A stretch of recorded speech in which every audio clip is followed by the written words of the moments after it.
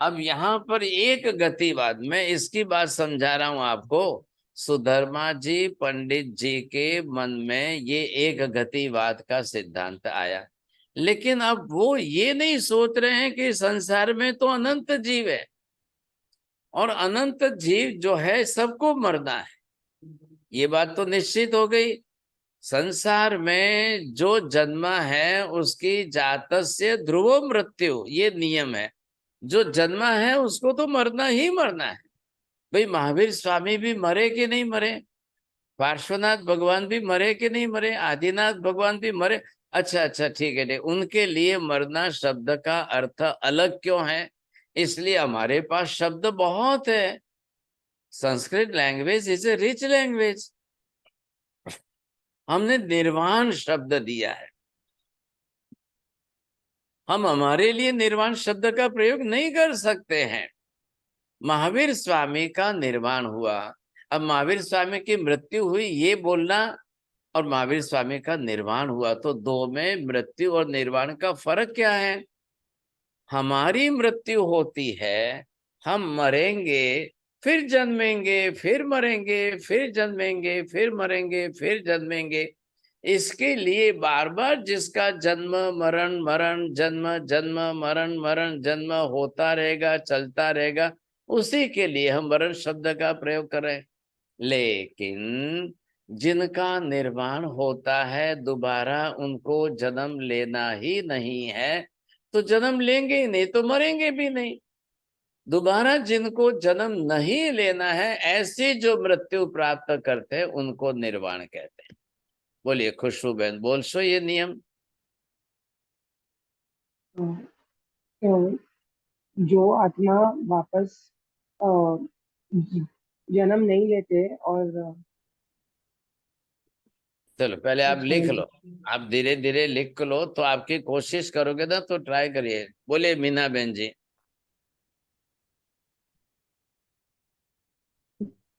जो the life which doesn't go into the birth and death cycle is called nirvana, while as the birth, the person which goes into the birth and death cycle, that is called mrityu.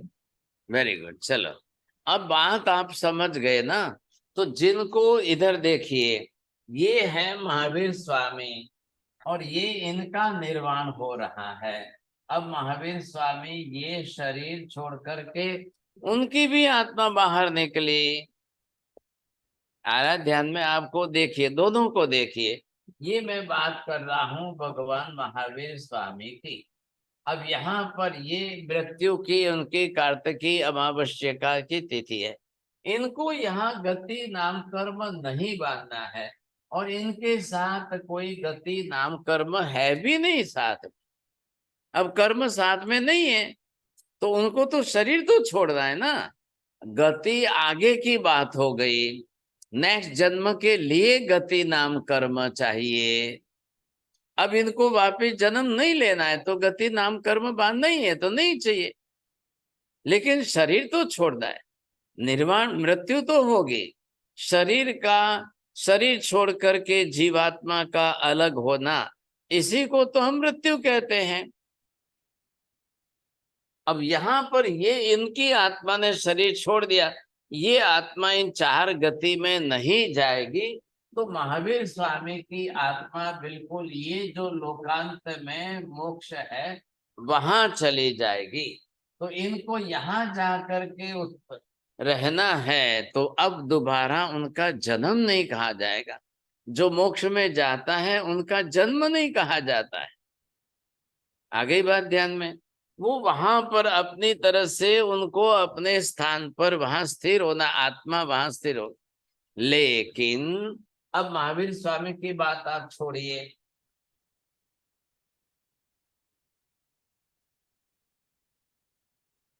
अब महावीर स्वामी के सिवाय, मतलब जो मोक्ष में नहीं जा रहे हैं उनके सिवाय संसार में निगोद से लेकर के मनुष्य, देवी देवता, नारकी, पशु पक्षी, चींटी मकोड़े, सब अनंत जीवों की प्रक्रिया ये है। क्या है इसमें नियम? मरने के पहले गति नाम कर्म बांधो, फिर मरो। मरना शरीर छोड़ देना है तो आत्मा की गति होगी, शरीर की गति नहीं होती है। शरीर पुद्गल का बना हुआ है तो नाशवंत है, इसलिए शरीर को यहाँ जला दिया जाता है। शरीर की चिंता मत करिए आप।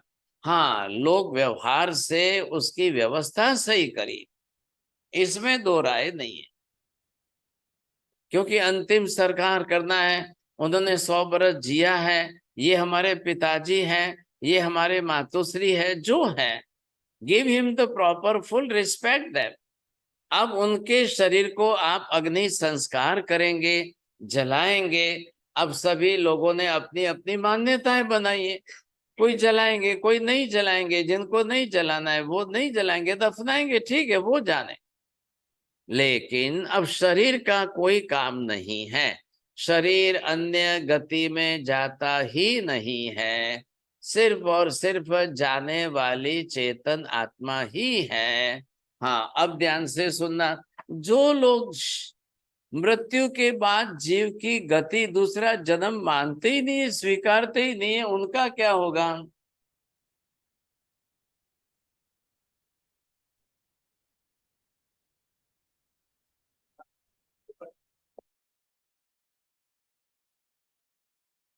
तो ये जो है, जो गति मानते ही नहीं है आगे, जिनको दूसरा जन्म मानना ही नहीं है साहब। अब क्रिश्चियन लोग ऐसे ही है, इस्लाम के अंदर ऐसी मानता है, जरतुस्ते के अंदर ऐसी मानता है। वो ना कह रहे, वो कहते नहीं नहीं नहीं, कोई गति नहीं होती है, होती जन्म, दोबारा जन्म ही नहीं होता है, ऐसी उनकी धारणा है। तो फिर वो गति क्यों मानेंगे? फिर वो उसके लिए गति नाम कर्म की बात क्यों करेंगे? वो नहीं करेंगे। बात तो यही है ना, इसी को तो समझना है हमें। ख्याल आया? अब ये बात आपको समझ में आ जाए, बस इतनी सी बात है। तो चलो, बाकी सब जीव जितने हैं, देखिए भाई साहब, उनको मानना न मानना उनकी बात अलग है, आप उस पर मत जाइए, अपनी अपनी। अब उनको कोई माने न माने, उससे किसी की गति रुकती नहीं है। एक बार शरीर जिस आत्मा ने छोड़ दिया, अब वो वहां रुकती नहीं है, उसको किसी न किसी गंतव्य स्थान, अपना जन्म स्थान, जहां तक उसको जाना पहुंचना है वहां तक जाना अनिवार्य है। उसको गति नाम कर्म से ही जाना पड़ता है। अब ये बात समझ में आई कि नहीं आई? जगत के संपूर्ण जीवों की व्यवस्था बता रहे हैं महावीर स्वामी, अपनी पर्सनल बात नहीं है। बोलिए नीति बहन जी, नियम क्या है? नियम यह है कि मरने के बाद संसार के समस्त जीवों को अपने गति कर्म गति नाम कर्म के अनुसार अपने गंतव्य स्थान पर पहुंचना अनिवार्य हाँ, है। बस बस बस। अब गंतव्य स्थान तक पहुंचाने वाला गति नाम कर्म है। तो वो आपका गंतव्य स्थान का मतलब क्या हुआ? क्या जाने के पहले उसने निश्चय कर लिया? जी हाँ, कोई भी आत्मा इस शरीर को छोड़ने के पहले उसे कहाँ जाना है, कहाँ जन्म लेना है, कहाँ पहुंचना है, सब कुछ यहाँ निर्धारित करके बाद में ही शरीर छोड़ेगा, नहीं तो नहीं छोड़ेगा। बोलो खुशबू बहन, नियम बोलता भाव से। સાહેબ એકચ્યુઅલી ગંતવ્ય સ્થાનનું મતલબ ન સમજાણું મને. वेर यू डेस्टिनेशन,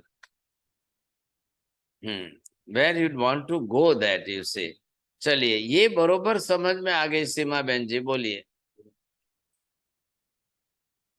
किसी भी जीव आत्मा को अपना शरीर छोड़ने से पहले, दूसरे गंतव्य स्थान पर जाने से पहले अपना गति नामकरण बांधना ही होता है, जरूरी है। तो ये जैसे नियम लग गया है, ध्यान दीजिए, सर्वज्ञ केवल ज्ञानी समस्त जगत के अनंत जीवों को लागू हो, ऐसी व्यवस्था बता रहे हैं। अब वो चाहे देव है, चाहे नारकीय है, चाहे एक इंद्रिय, चाहे दो इंद्रिय, वो कोई भी हो, उसके लिए नहीं। अप्लाई सिद्धांत अप्लाई सबको होगा, एक सरीखा नियम सबको लगेगा।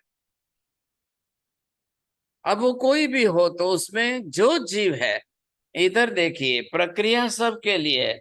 अब वो शरीर कौन सा है, एक इंद्रिय है, दो इंद्रिय है, तेंद्रिय है, चौरेंद्रिय, पंचेंद्रिय, जो भी हो, उसको भी यही है, स्थान यही है, यहाँ पर उसकी मृत्यु है। अब मृत्यु 100 साल की हो या 100 दिन की हो या 100 मिनट की हो या 100 घंटे की हो, जो भी हो, उससे मतलब ये लाइफ स्पान है, ये जीवन काल सबका अपना अपना कर्म, उसके लिए अलग कर्म व्यवस्था है, वो आयुष्य कर्म का विभाग है। हमको समझना यहाँ गति नाम कर्म।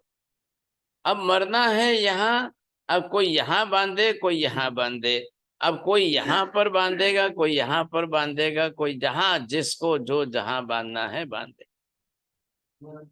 लेकिन बांधना अनिवार्य। कल आप बोलोगे हाँ साहब एक्सीडेंट के टाइम पर, हाँ ठीक है, आप एक्सीडेंट के लिए लीजिए साहब। अब यहाँ किसी का एक्सीडेंट हो रहा है और उसको इमीडिएट जो है गति नाम कर्म बांधना है, जाति नाम कर्म बांधना है, आयुष्य नाम कर्म बांधना है, फिर आत्मा शरीर छोड़ेगी।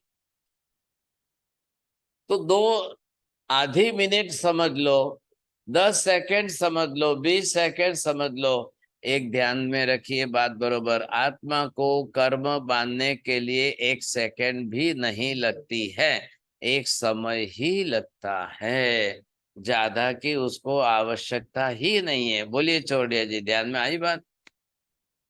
महाराज साहब, आप फरमा रहे हैं आत्मा को गति नामकरण बांधने के लिए 1 सेकंड ही नहीं लगता है, एक समय भी उसके लिए ज्यादा है ऐसा? देखो, सेकंड और समय इस लैंग्वेज के शब्द को जो बरोबर मीनिंग के साथ अर्थ सही समझ लेगा उसका काम होगा।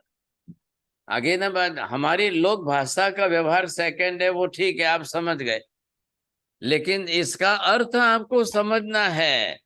1 सेकंड मतलब कितना हो गया भाई साहब प्रमोद जी? 1 सेकंड मतलब असंख्य समय हो गए। जी। हाँ, महावीर का, केवल ज्ञानी का जो शब्द प्रयोग भाषा में है वो असंख्य समय का एक समय। और महावीर तो यहाँ तक कह रहे हैं कि एक समय में जीव 7 कर्म बांधता है, तो फिर यहाँ तो एक गति नाम कर्म बांधना कौन सी बड़ी बात है ऐसा। अब लोक व्यवहार के अंदर किसी को एक्सीडेंट हुए व्यक्ति को तड़पते हुए आप देखते हो, 10 मिनट लगती है, 20 मिनट लगती है, तो बहुत बड़ी बात हो गई साहब। 10 मिनट 20 मिनट का टाइम तो बहुत बड़ा टाइम है।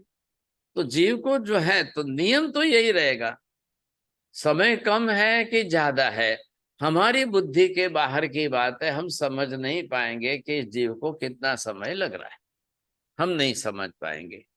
लेकिन आत्मा अंदर जो कार्य करती है, उस समय उसके गति बांधने के लिए उसके भाव, परिणाम, विचार जो भी है, राग, द्वेष, क्लेश, कसाय जो है, वो जिस प्रकार के जैसे होंगे उस हिसाब से वैसा कर्म बंध होगा। अब जिसका एक्सीडेंट हो रहा है उसकी क्या दशा होगी सोचिए, आप भी तो समझ सकते हो ना। एक्सीडेंट होगा तो उसकी कर्म दशा, उसकी दशा क्या होगी, कितनी वेदना पीड़ा होगी। अब नेचुरल कैलामिटीज आ गई, कहाँ भूकंप आ गया, कहीं पर जो है वॉल्केनोस फट गए, जहां लावा गिर रहा है, कोई ऊपर से गिरा, कोई समुद्र में गिरा।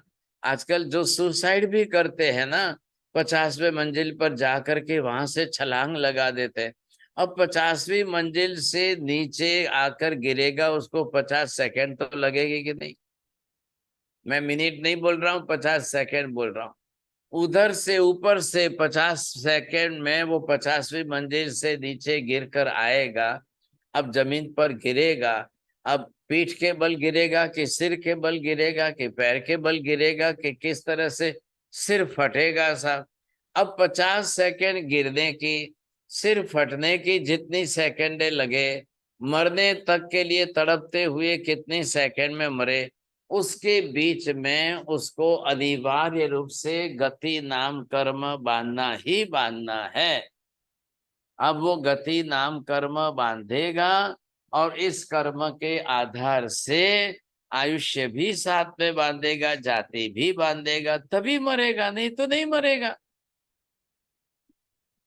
मरना मतलब लैंग्वेज समझ गए आप, तभी वो शरीर छोड़ेगा, नहीं तो नहीं छोड़ेगा। अब एक बात जरूर समझ लेना, ये तो जैन धर्म की व्यवस्था है। वैदिक धर्मों के अंदर हिंदू धर्म ने क्या व्यवस्था बताई? भाई वो आत्मा मर तो जाएगी, शरीर तो छोड़ देगी, लेकिन वो आत्मा वहीं भटकेगी साहब, वो जाएगी नहीं। इसलिए उन्होंने उसको प्रेत योनि बता दिया। अब वो प्रेत बन करके, ऐसा उनका कहना है। अब उन्होंने क्या कह दिया, वो क्या उनका कौन सा एक पुराण है, समझे, लिंग पुराण है कि शिव पुराण है, ऐसा मत्स्य पुराण आदि कुछ पुराणों में ऐसी बात आई। अब उन्होंने अपनी तरफ से कह दिया, लेकिन अब वो उन्होंने अपनी तरफ से बैठाई हुई बात है। महावीर स्वामी ऐसी बात नहीं करते हैं, क्योंकि महावीर स्वामी केवल ज्ञानी सर्वज्ञ हैं। वो कैसे करेंगे ऐसी बात? वो नहीं कर सकते। ये बात भी इतनी निश्चित है। इसलिए महावीर स्वामी ने जगत के अनंत समस्त जीवों के हिसाब से कह दिया कि जैसे जीव ने जो है मृत्यु के पहले अपना गति जाति आयुष्य आदि कर्म बांध लिया, अब मृत्यु हो गई, शरीर छोड़ दिया, आत्मा बाहर निकल गई। अब निकल गई तो उसको तुरंत अपने गंतव्य स्थान तक पहुंचना है। अब जो गति उसने जैसी गति उपार्जन की है, उस गति के आधार पर उसको जो है वैसा कर्म बांधना जरूरी है, समझे कि नहीं? वैसा कर्म बांधना है, उसके सिवाय उसके पास दूसरा विकल्प ही नहीं है। ख्याल आया आपको? कोई दूसरा विकल्प नहीं है, तो उसको तो गति बांधनी ही बांधनी आ रही है। अब नहीं बांधेगा तो कहाँ जाएगा? जीव आत्मा बाहर तो आ गई, ये शरीर छोड़कर तो बाहर निकल गई, अब जाएगी कहाँ? चलो बताइए। अब नहीं जाएगी तो इनके वैदिक गरुड़ पुराण के आधार पर वो आत्मा प्रेत योनि में वही रह गई। वो कब तक वहां रहेगी? किस स्वरूप में रहेगी? क्या बिना शरीर धारण किए रहेगी? नहीं हो सकता है ऐसा, शरीर तो धारण करना ही पड़ेगा, समझे कि नहीं? तो उन्होंने बोल दिया वो प्रेत योनि में रहेगी। अब प्रेत योनि में रहना है तो प्रेत योनि का शरीर तो बांधना पड़ेगा, ऐसे कैसे चलेगा, समझे कि नहीं? ये बात इतनी ही निश्चित है। अब यहाँ पर आपको ये देखना है,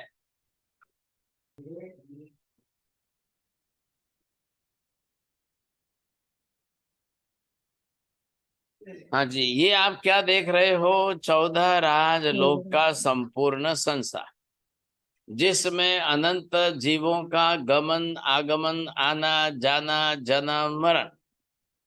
अब यहाँ मनुष्य इसमें है, अब इसको यहाँ जाना है, कैसे जाएगा?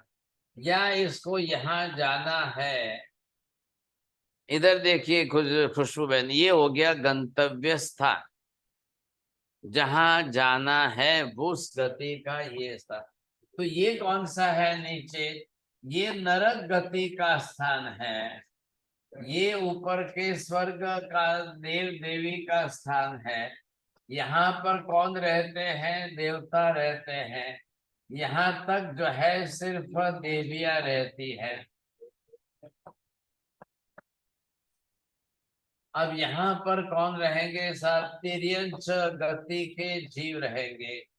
ये तिर्यंच गति के जीव, यहाँ गति नाम शब्द सबके साथ जोड़ा है। क्यों जोड़ा है गति शब्द सबके साथ, क्यों जोड़ा है?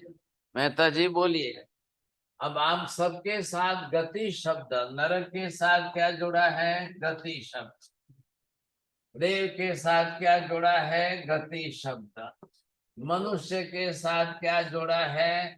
ये मनुष्य गति के साथ जोड़ दिया। ये तिर्यंच गति हो गई। कितनी हो गई साहब? एक गति ये हो गई, दूसरी गति ये हो गई, तीसरी गति ये हो गई, अब चौथी गति ये हो गई। चार के सिवाय पांचवी गति जगत में अनंत भूतकाल के पहले भी नहीं थी, आज भी नहीं है, अनंत भविष्य के बाद भी नहीं रहेगी। आगे बात ध्यान में बोलिए। किसको बोलना है? सामान्य नियम है, ये तो छोटा सा है, बोलिए प्रमोद जी। पूरे संसार में चार ही गतियां हैं, अनंत भूतकाल में और आज और अनंत भविष्य काल में चार से ज्यादा कभी गति बढ़ी ही नहीं है और कम भी नहीं हुई। भूतकाल में नहीं थी, भविष्य में होगी नहीं, तो ये क्या दिख रहा है? क्यों गतियां चार की गई है? गतियों की दृष्टि से डिवाइड करने पर जीवों को चार ही विभाग में कर सकते हो। आप योनियों की दृष्टि से 84 लाख में करिए, जातियों की दृष्टि से 5 में करिए, काय की दृष्टि से 6 में करिए, इंद्रियों की दृष्टि से 5 में करिए। अरे अलग अलग एंगल, नयों से अलग अलग विभाग होते जाएंगे। ये तो व्यवस्था है ना, ये तो व्यवस्था बनी हुई है, रेडी है, इसमें कोई विकल्प नहीं है। अब ये जो व्यवस्था जिस प्रकार की जैसी है, तो पूरे संसार में अनंत जीव चार गति में डिवाइड है, विभाजित, संख्या भले अलग अलग हो और उनके रहने के क्षेत्र इतने हैं। अब इधर देखिए, थोड़ा 2 मिनट ध्यान देना भाई साहब। अब क्या है कि जीव निकल गया, अब जीव शरीर छोड़ करके जीवात्मा बाहर निकल गए। यहाँ पहुंचना ये देव गति है, इधर पहुंचना ये नरक गति है। लेकिन यहाँ से यहाँ जाने के लिए जो चाहिए वो विहायो गति नाम कर्म अलग है। ये समझ में आएगा आपको? इसी की बात चल रही, विहायो गति, ये अलग कर्म प्रकृति है, ऐसा नाम कर्म के अंदर है। लेकिन इसके साथ भी आपने ये देखा, ये गति शब्द इसके साथ भी जोड़ा है। अब क्या हुआ? विहायस, विहायस मतलब द होल स्पेस, आकाश। अब आकाश में जीव आया, उसको कहाँ जाना है भाई साहब? आपको किधर जाना है? आपको किसको पूछने बैठेगा? पूछेगा किसको? ये चोरडिया जी कलकत्ता से अगर मान लो बम्बई आते हैं, अब बम्बई आके इनको तो कुछ भी पता नहीं है, ये बोलेंगे मुझे महाराज को मिलने जाना, मैं कहाँ जाऊं, मैं किस तरफ जाऊं, मैं किधर जाऊं? तो 10 जगह पूछेंगे तब आएंगे। लेकिन यहाँ जीव आत्मा शरीर छोड़कर बाहर निकल गई, मृत्यु हो गई, अब इसको जाना है, ये किसको पूछने बैठेगी? अब किसको पूछना किसको है? गाइड है क्या उसके पास वहां पर कोई? किसी को पूछेगी तो जाएगी, आत्मा जी बिना गुरु। पूछे नहीं जाएगी, क्या होगा? आ रहे ना ख्याल में? किसी को कुछ भी पूछने की जरूर नहीं है। विहायो गति नाम कर्म भी साथ। अब ये विहायो गति आत्मा को यहाँ से यहाँ पहुंचा दे। अगर इसको यहाँ से इधर जाना है, अगर इसको यहाँ से इधर जाना है, अगर इसको यहाँ से इतना ही जाना है, अगर इसको यहाँ से इतना ही जाना है, अगर किसी जीव को यहाँ से निकलकर बाहर जाना है, इस जीव को यहाँ पर आना है साहब। बाहर मतलब क्या हुआ? त्रस नाड़ी के बाहर अगर उसका जन्म स्थान, गंतव्य स्थान है तो उसको वक्र ज्यादा करने पड़ेंगे, टर्निंग पॉइंट्स। आया ख्याल में? तो यहां से आया, स्ट्रेट आया, इधर जाना है। मैंने तो यहाँ पर एक छोटा सा चित्र बनाया है, आपको लग रहा है ऐसा छोटा सा चौदराज लोग का, इधर से इधर, इधर से। भाई साहब असंख्य योजनों का अंतर बिताना है, असंख्य योजन उसको 1 2 3 4 समय में निकाल कर पहुंचना है, सामान्य बात नहीं है। ख्याल है? इससे ज्यादा लंबी और गति कोई कर ही नहीं सकता है। अब 2-4 समय के अंदर उसको इतना असंख्य योजन अंतर बिताकर वहां तक पहुंचना, ये क्या सामान्य बात है क्या? हाँ, अब ध्यान में आ गई बात आपको। आत्मा की बात अलग है और आत्मा जब शरीरधारी है तब बात अलग है। अगर आत्मा का कोई कर्म ही न रहे तो ठीक है भाई साहब, प्रत्येक आत्मा यहाँ से यहाँ तक सीधे यही जाएगी साहब। फिर तो कोई प्रश्न ही नहीं है। क्यों जाएगी यहाँ पर? मेहता जी बोलिए। क्योंकि आत्मा की गति का स्वभाव ऊर्ध्व गति सीधे सीधी है एकदम। हाँ, आत्मा का स्वभाव ऊर्ध्व गति गमन का है। लेकिन अब जो सभी आत्मा जैसे ही मृत्यु हो शरीर छोड़े ऊपर चली जाए तो क्या होगा? फिर कैसे होगा? बाकी की सब आत्माएं जो कर्माधीन है, अभी कर्म साथ में, वो ऐसे ऊपर सीधे नहीं जा सकते। आत्मा के मूलभूत स्वभाव को कर्म की प्रकृति के स्वभाव ने उल्टा विपरीत कर दिया। बोलिए आशा बहन जी, बोलो। सॉरी, मेरा ध्यान नहीं अरे वाह, बहुत अच्छा है। अच्छा, था। आपने मैं भी? लिख रही थी इसलिए अच्छा ठीक है, बोलो बोलो। हाँ, पहली बात खुशबू बोल रहे, इच्छा होगी, पूरा बोलेंगे वाक्य। हाँ, आत्मा के स्वभाव के कारण और कर्मों के कारण वो दुर्गति में जाता है। ऐसा अपना शब्द मत मिलाइए अंदर। बोलिए सुरेश। भगवान आत्मा के मूलभूत स्वभाव को कर्म प्रकृति ने उल्टा कर। बस, आत्मा का ओरिजिनल नेचर, मूलभूत स्वभाव क्या है? ऊर्ध्व गति। अब कर्म की प्रकृति ने गति नाम कर्म, विहायो गति नाम कर्म बांध कर उसको उल्टा दबाया। चलो अब नीचे जाओ, फिर इधर जाओ, चलो इधर जाओ, तिर्यंच गति में जाओ, देव गति में जाओ, मनुष्य गति। ये गतियों के कारण ध्यान रखिए आप। अब इसके हिसाब से चलना है। लेकिन इतना भी अंतर जाए तो कितना है? ये अंतर हो गया 3 राजलोक, ये अंतर हो गया 4 राजलोक, इतना अंतर हो गया 5 राजलोक, इतना अंतर हो गया 7 राजलोक।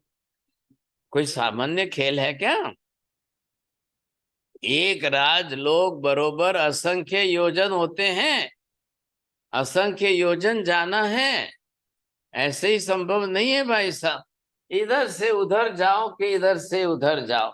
ये देखिए, इधर अगर ये जीव यहां से निकले यहां आए तो इधर भी तो, नीचे भी तो 7 राजलोक हैं। इतना भी अंतर उसके लिए 7 राजलोक है। फिर ऊपर जाओ 6.5 है, फिर ऊपर जाओ 6 लोग, फिर 5 राजलोक। भाई गति तो करनी पड़ेगी। ये गति अलग है और देव गति, नरक गति, 4 गतियां अलग है। बोलिए क्या फर्क है जैन साहब, बताइए। महाराज साहब, ये विहायो गति उसको कहते हैं जब जीवात्मा शरीर छोड़ देती है, उसको अपने गंतव्य पे जाना है, वो विहायो गति है।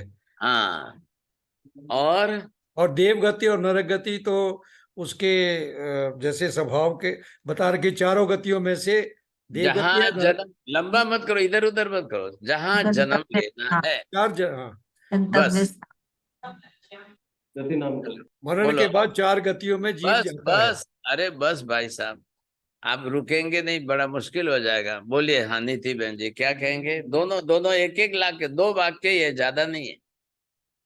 जी, मरने के बाद जीव को विहायो गति से अपने गंतव्य स्थान तक पहुंचना है। और जो 4 गति है, नरक गति, देव गति, मनुष्य गति और तिर्यंच गति, ये उस जीव के गंतव्य स्थान है। जन्म स्थान है, जहां जाकर उसको जन्म लेकर के वैसा बनना है, वो 4 गति वाले विभाग है। और रास्ते में, बीच के रास्ते में जाने के लिए विहायो गति नाम कर्म है। भाई साहब, इतनी अलग अलग व्यवस्था, इतने अलग अलग नियम, इतनी सूक्ष्मता के साथ संसार के अनंत समस्त जीवों के लिए नियम व्यवस्था बनाना कोई सामान्य खेल नहीं है। कितनी बड़ी बात है, कितनी बड़ी बात है, सोचिए। अनफॉर्चुनेटली हम जैन होते हुए भी हम ही अपने जैन धर्म के इन सिद्धांतों को समझ नहीं पा रहे। इतनी अद्भुत व्यवस्था दी है महावीर स्वामी ने, केवल ज्ञान से जगत के समस्त अनंत जीवों को देखकर इतनी व्यवस्था दी। कितनी बड़ी बात है, सोचिए। अब इसके बाद हम सीखेंगे स्वकाय स्थिति द्वार। एक और अलग विभाग है, वो भी सीखना पड़ेगा, क्योंकि जाना तो है। मरण तो हो गया, मृत्यु तो हो गई। अब मृत्यु हो गई तो जीव को जाना तो पड़ेगा, बिल्कुल जाना पड़ेगा। जिसने जिस शरीर को छोड़ दिया है वो वापस उसी शरीर में उत्पन्न होगा क्या? तो फिर एक गति का सिद्धांत कैसे बैठेगा? जो जीव जैसा इस शरीर में है वो वैसा ही दूसरी बार उस ऐसे शरीर में बैठे जन्मेगा।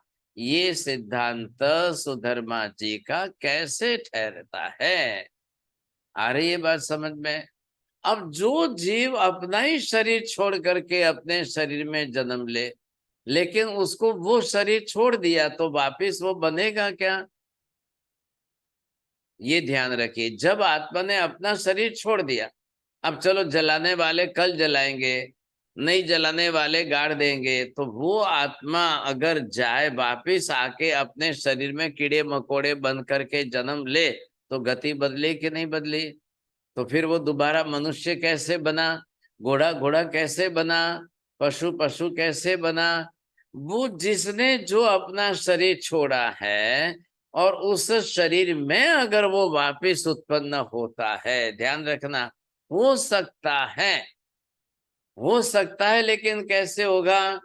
वो फिर जो है वो दूसरा जन्म लेने के लिए दूसरी गति, दूसरा शरीर, सब दूसरा होगा।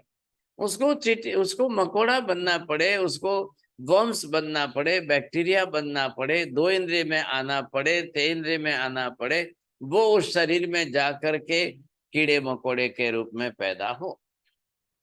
ये बात अलग हो गई। फिर गति बदली कि नहीं बदली? तो सुधर्मा जी को समझाया जा रहा है, आप पहले कारण दीजिए। चलो भाई, आपने आपके लिए बताया कि मनुष्य को मल मूत्र सहित शरीर जलाया जाए तो, और न जलाया जाए, मल मूत्र रहित जलाया जाए, तो ये तो शरीर की बात हुई। मैंने आपको कल परसों भी बात की थी कि भी देव नारकी के लिए तो मल मूत्र है ही नहीं, तो क्या करेंगे आप? देव नारकी जो जीव है वो तो वैक्रिय देहधारी है, वैक्रिय शरीर के मल मूत्र नहीं होता है, सिर्फ और सिर्फ औदारिक शरीर के ही मल मूत्र होता है। तो उनका क्या करेंगे? अब सुधर्मा जी ने बात तो पकड़ ली, सिद्धांत बैठ नहीं रहा है, और इसके इतने विस्तार से पूरे कर्म सिद्धांत की बात उनके पास वो ज्ञान नहीं है, वो जगत के समस्त जीवों की व्यवस्था बैठा नहीं पा रहे हैं। अब इसका क्या करना? बात बना देना है, एक गति बात बोल दिया। अब उनका सिद्धांत क्या है मेहता जी, ध्यान दीजिए। एक गतिवाद का सिद्धांत है कि एक शरीरवाद का सिद्धांत है कि समान शरीरवाद का सिद्धांत है? थोड़ा मेरी बात पर ध्यान दीजिए भेद। पहले सुधर्मा जी के मत को समझिए, जो उनकी पकड़ है, उनका जो कहना है, उस हिसाब से आप क्या कह सकते हो? क्या सुधर्मा जी के हिसाब से गतिवाद का सिद्धांत बैठता है या एक शरीरवाद का सिद्धांत बैठता है? क्या एक जन्मवाद का सिद्धांत बैठता है? अभी मैं स्व का स्थिति की बात करूंगा तो और थोड़ा मिक्सअप हो जाएगा खिचड़ी, फिर आपको शायद बैठे ना बैठे बात, मैं कल करूंगा अलग से। तो यहाँ पर जो है, पहले आप क्या देख रहे हो? विहायो गति, गति है वो किस लिए है? अपने जन्म स्थान गंतव्य तक आत्मा को ले जाने का काम करने वाली विहायो गति नाम कर्म है। और गति, 4 गति क्या है? एक में से मृत्यु के बाद शरीर छोड़कर अब वो जीव कहाँ जाए, जहां का कर्म बांधा है वहां जाकर जन्म लेगा, शरीर धारण करेगा, उसको गति कही है। क्योंकि वो नियम भी तो आप जानते हो, सकर्मी सशरीरी जीव मृत्यु के पश्चात बिना शरीर बनाए, बिना गति में गए रह ही नहीं सकता है। बोलिए प्रमोद जी, ये नियम तो मालूम ही है सबको पहले से। बिना शरीर बनाए बिना जन्म लिए रह ही नहीं सकता है संसार में।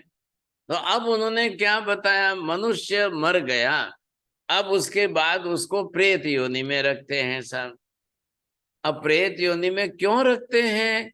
क्या प्रेत योनि का कर्म अलग से बनता है? कब तक प्रेत योनि में रहेगा? कितने जन्म प्रेत योनि में रहेगा? कितना काल प्रेत योनि में रहेगा?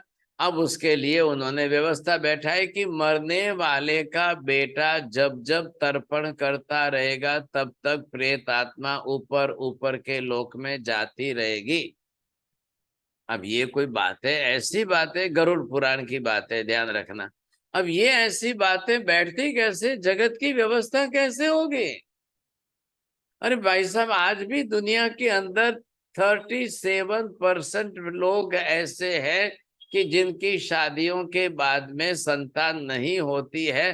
तो बिना संतान वालों की गति होगी कि नहीं होगी? क्या होगा फिर? कैसे होगा? अब इसका क्या करना? जरा मेहता जी विचार करिए। देखिए, एक सिद्धांत बनाने में कितना व्यापक और विशाल ज्ञान चाहिए, नहीं तो नहीं बैठता है। चलो, इन्होंने तो ऐसी बात कर दी गरुड़ पुराण के हिसाब से, तो जिनके बेटे नहीं है उसकी गति का क्या होगा? वो बोलते नहीं होगी उनकी गति, वो भटकते ही रहेंगे, प्रेत योनि में पड़े ही रहेंगे फिर। अरे भगवान, ये क्या बात है? चलो, इनकी बात हो गई। अब नरक गति में असंख्य नारकी जीव है। अब उनकी शादी का क्या और उनके संतान का क्या? न तो शादी होती है और न बेटे होते हैं, तो वो मरेंगे ही नहीं। भले शादी हो या ना हो, बेटे बेटी हो या न हो, मृत्यु अवश्य होनी है। मृत्यु में कोई फर्क नहीं पड़ेगा, मृत्यु कोई रोक नहीं सकता है। ये बात 100% आ गई। ठीक वैसे ही देवगति की बात करो। देवगति में क्या होने वाला है? वहां की व्यवस्था क्या है? देवगति में भी शादी नहीं होती है। हाँ, एक बात जरूर समझ लेना, वेद मोहनीय कर्म की प्रकृति देवी देवताओं को, नरक के नारकी जीवों को भी है। ध्यान से लिख लो खुशबू बहन जी, वेद मोहनीय in the sense this is called the sexual desires. अब इसका क्या करना? वेद मोहनीय कर्म की 28 प्रकृति में 3 कर्म प्रकृति इस डिवीजन की है। तो अब जो जीव देव गति में से वहां गया है, मरेगा, तो अब वो देवता तो बन गया। अब देवता बन गया तो वहां उसकी विषय वासना काम संज्ञा तो है। अब शादी होवे या नहीं होवे तो भी वो किसी के साथ भी शरीर संबंध करके अपनी वासना को संतोषेगा। तो पहले दूसरे देवलोक तक तो देवियां हैं। अब चाहे वो किसी की भी है, कोई भी है, कोई भी जाके किसी के भी साथ संबंध कर लेगा, वो अपनी इच्छाओं को पूरी कर लेगा बस। लेकिन वहां भी संतान नहीं होते हैं, शादी भी नहीं होती है और संतान भी नहीं होती है। ऐसे असंख्य देवी देवताओं की व्यवस्था कैसे करेंगे आप? कौन सा सिद्धांत बैठा रहे हो? अब क्या करें? सुधर्मा जी के पास कोई उत्तर ही नहीं है। क्यों नहीं है उत्तर उनके पास? इतनी बड़ी व्यवस्था जिस ज्ञान से बैठाई जा सकती है, उतना ज्ञान होना चाहिए सामने। केवल ज्ञान होवे तो ये व्यवस्था बैठती है। अब बिना केवल ज्ञान के ये व्यवस्था बैठाएंगे कैसे आप? कोई संभावना नहीं। तो फिर उनकी मृत्यु नहीं होगी क्या? हाँ, महावीर क्या कह रहे हैं? एक बात जरूर है कि जातस्य ध्रुव मृत्यु, मृत्यु अनिवार्य है, मरना अनिवार्य है। मरेंगे तो निश्चित ही मरेंगे, इसमें तो कोई दो राय नहीं है। अब बताइए क्या करना? जब मरना अनिवार्य है तो फिर कैसे करेंगे आप? मरेगा तो मतलब क्या? मृत्यु का शब्दार्थ तो स्पष्ट कर दिया है। उस आत्मा को शरीर छोड़कर आत्मा का बाहर निकलना, ये मृत्यु है। अब बाहर निकलने के बाद वो रुकी रहेगी क्या? नहीं, महावीर तो ये कह रहे हैं कि अपना अग्नि संस्कार देखने के लिए भी कोई रुकती नहीं है। हमारे पीछे वाले कौन करेंगे, क्या करेंगे, कब करेंगे, कैसे करेंगे, अग्नि संस्कार करेंगे कि नहीं करेंगे, क्या करेंगे। अरे क्या करेंगे, क्या करेंगे, कहाँ देखना, रुकना थोड़ी है देखने के लिए। अब ये यहाँ उसका बेटा विदेश से आएगा और अग्नि संस्कार होगा, 2 दिन तक वो आत्मा रुकेगी कहाँ पर? 1 सेकंड भी नहीं रुक सकती है, एक समय भी नहीं रुक सकती है। उस आत्मा को अपनी गति नाम कर्म के हिसाब से चले जाना है। विहायो गति नाम कर्म के हिसाब से रास्ते का अंतर काट लेगा, वहां गंतव्य स्थान तक पहुंच जाएगा और जिस गति का कर्म बांधा है वहां जन्म ले लेगा। बात पूरी हो गई, बस अब उसको वहां जन्म ले लेना है। इधर उधर की कोई बात नहीं काम आएगी, चलेगी नहीं सर। ये व्यवस्था कहाँ पर है? इतनी अद्भुत और इतनी जबरदस्त सुंदर व्यवस्था जो महावीर स्वामी ने कर्म शास्त्र में, कर्म सिद्धांत में दी है, वैसी दुनिया में नहीं, पूरी दुनिया में कहीं पर भी नहीं है। क्या करेंगे, जाएंगे कहाँ पर जीव? ध्यान रखिए, संसार है, अनंत अनंत जीवों की व्यवस्था बैठानी है। ये इतनी बड़ी जिम्मेदारी सर्वज्ञ केवल ज्ञानी की है। हमारी सबसे बड़ी गलती हुई कि हम भगवान को समझ नहीं पाए, पहचान नहीं पाए। हमने मात्र अपने स्वार्थ के लिए भगवान को सुख दुख वाले ही बनाकर रख लिए। भगवान की कब जरूर है, क्या जरूर है?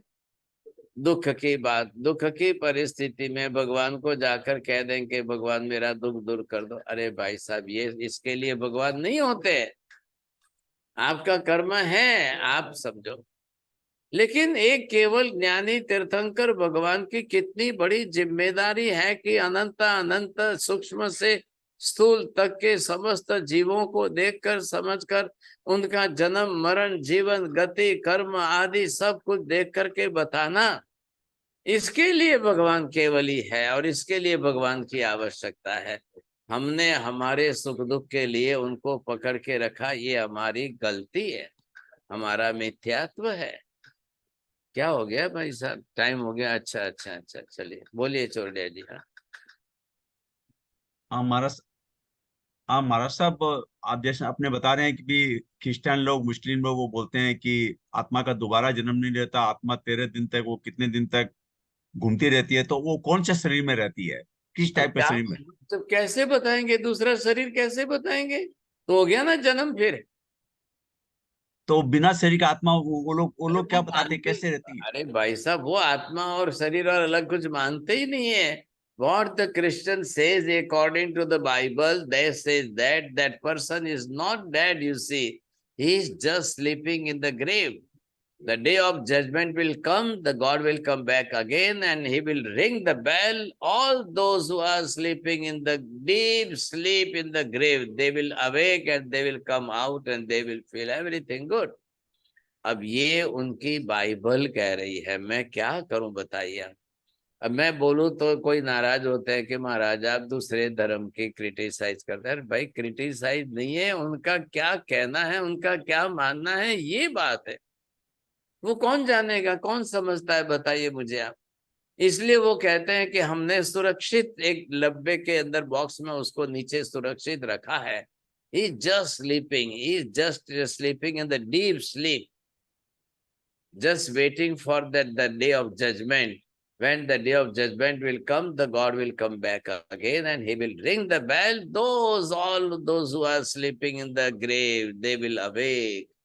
अब ये उनकी बात है। मैं तो ये कहता हूँ, जो गए साल 2022 में मर गया है और आज 2023 आ रहा है, कल जाकर किसी कब्रिस्तान में से एक बॉक्स खोल के देख लो, अब वो उठेगा कि नहीं उठेगा, उठने की हालत में है कि नहीं है। अब डे ऑफ जजमेंट कब आएगा और वो कब दिन आएगा और गॉड आएंगे और बेल बजाएंगे, तब क्या होगा अंदर से, कौन उठेगा? अब ऐसे ऐसे तो उन्होंने तो सिद्धांत बना लिए हैं। अब बताइए मुझे आप, अब मिथ्यात्व की ऐसी बातें जब हम गले उतारने जाए, समझने जाए, तब दिमाग काम नहीं करता है भाई साहब। और इधर जब केवल ज्ञानियों के अंतिम सत्य समझते हैं तो अपने आप सिर झुक जाता है, समझे। उनके चरणों में नतमस्तक हो जाते हैं। क्या बात करते हो साहब। महाराज साहब, आज विहायोगति के बारे में जो आपने समझाया एकदम समझ में आ गया। मैंने बार बार पढ़ा था लेकिन आज समझ नहीं आया था। अब आपने ये बता दिया कि विहायोगति जो है वो अब गंतव्य तक ले जाती है, ये सही हाँ, है। ये लेकिन बात किस स्पीड से ले जाती है, किस गति से ले जाती है, वो बहुत तेज गति होगी वो भी। बिल्कुल। अब 2 समय में पहुंच, इसको मैं और क्लियर करूंगा कल। हाँ। 2 समय, 3 समय, 4 समय, क्या व्यवस्था बताई है महावीर ने। इतनी बारीकाई से, इतनी सूक्ष्मता की बातें करके, कैलकुलेशन करके गणित समझाया। हालांकि अब यहाँ का विषय नहीं है, लेकिन अब आपकी रस रुचि जिज्ञासा है तो कल थोड़ा और समझ लेंगे नहीं महाराज डिटेल। साहब, ये बिल्कुल समझ में आ गया। मरने के बाद आत्मा निकल के विहायो गति के रूप माध्यम से गति में जाती है और वहां जन्म लेती है। ये तो बहुत क्लियर हो गया। अब विहायो गति में एक इंद्रिय से लेकर मनुष्य देव सबके लिए समझना है, तो किसके लिए कम समय, किसके लिए ज्यादा समय, क्या क्या लगता है, वो डिटेल में आपको समझाऊंगा, तब आंख खुलेगी। प्रोसेस तो हम मृत्यु के बाद है। प्रोसेस हाँ, तो मृत्यु के बाद ही है ना। सभी को मरना है जैसे आपने कहा। बिल्कुल बिल्कुल सही और उस बात। प्रोसेस के द्वारा ही ये उस गति में ले जाएगी। हाँ, ये बात तो सही है महाराज साहब, बहुत बहुत धन्यवाद, समझ में आ गया आज। नमो रियंताणम, नमो सिद्धाणम, नमो आर्याणम, नमो वज्रायणम, नमो लोहे सब साहुणम, एसो पंच नमुकारो सब पापनाशनो, मंगलाणं च सव्यसिं परमं हवै मंगलम्। मंगलम भगवान वीरो, मंगलम गौतम प्रभु, मंगलम स्थूलिभद्राद्या जैन धर्मोस्तु मंगलम। चत्तारि मंगलम अरिहंता मंगलम, सिद्धा मंगलम, साहु मंगलम, केवली पन्नतो धम्मो मंगलम। चत्तारि लोकोत्तम, अरिहंता लोकोत्तम, सिद्धा लोकोत्तम, साहु लोकोत्तम, केवली पन्नतो धम्मो लोकोत्तम। चत्तारि शरणं पवज्जामि, अरिहन्ते शरणं पवज्जामि, सिद्धे शरणं पवज्जामि, साहु शरणं पवज्जामि, केवले पन्नतं धम्मं शरणं पवज्जामि। सर्वमंगलमांगल्यं, सर्वकल्याणकारणं, प्रधानं सर्वधर्माणां, जैनम जयति शासनम। धर्म लाभ, बहुत बहुत आशीर्वाद सब। त्रिकाल धन्यवाद। वंदन त्रिकाल वंदन।